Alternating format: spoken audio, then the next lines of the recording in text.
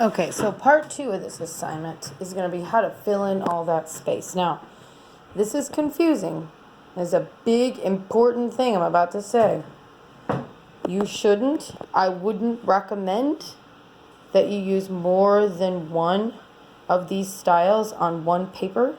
I only did that so that I could show you the different possibilities, but you should pick one style and stick with it. Each of the 9 grids should be the same style, okay? So this is options because I know everybody has different materials. My favorite one, the ideal one, the most pop art looking one is going to be this one. So this is color. You're going to do a very nice, smooth, dark background, meaning I don't want to see barely colored pencil. I want to see nice and smooth colored pencil. And then you're going to create some values here in your object.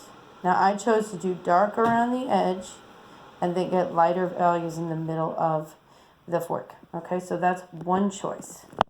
Then you've got pencil values. Now this, I didn't do any blending or smudging. It's all hatching and cross hatching, which is something we did with the coffee mugs.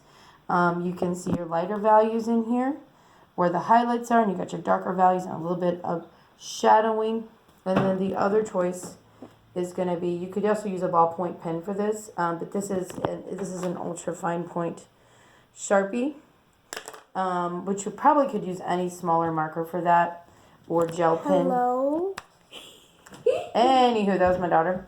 And you can see this, I've got my lighter values, and then you slowly transition to less and less to more and more dots, and then a whole bunch of dots layered to make the darker values.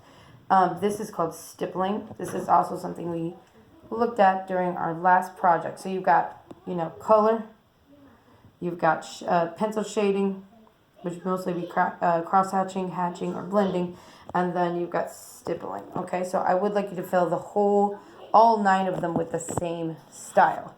No matter what style you use, you're going to need to make sure you think about these 2 things. Value, darks to lights, shading, and in color, shading and value works exactly the same way. It's going to be darker values to lighter values. I want to see values. It doesn't matter what coloring tool or drawing tool you use, I want to see value created. And then contrast. A big difference between the white paper and the image, or the 2 colors in each image. So here in this one I used complementary colors, green and red, because they have a lot of contrast. They're really different from one another.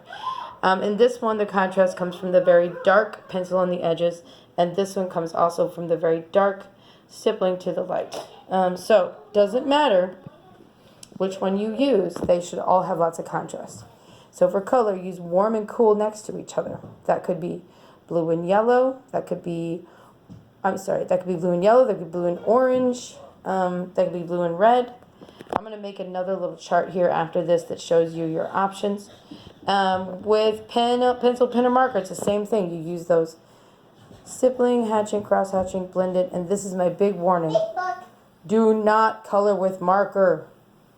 You can use marker to do stippling or hatching and cross-hatching, but for heaven's sakes, don't color with marker. Coloring in with marker most of the time starts to make things look very elementary school. So stay away from coloring with marker. And I'm going to have one more extra video here for color contrasts. But this one and this one, value, contrast, every single project needs to have it no matter what material you use to create your image. So have fun. Bye.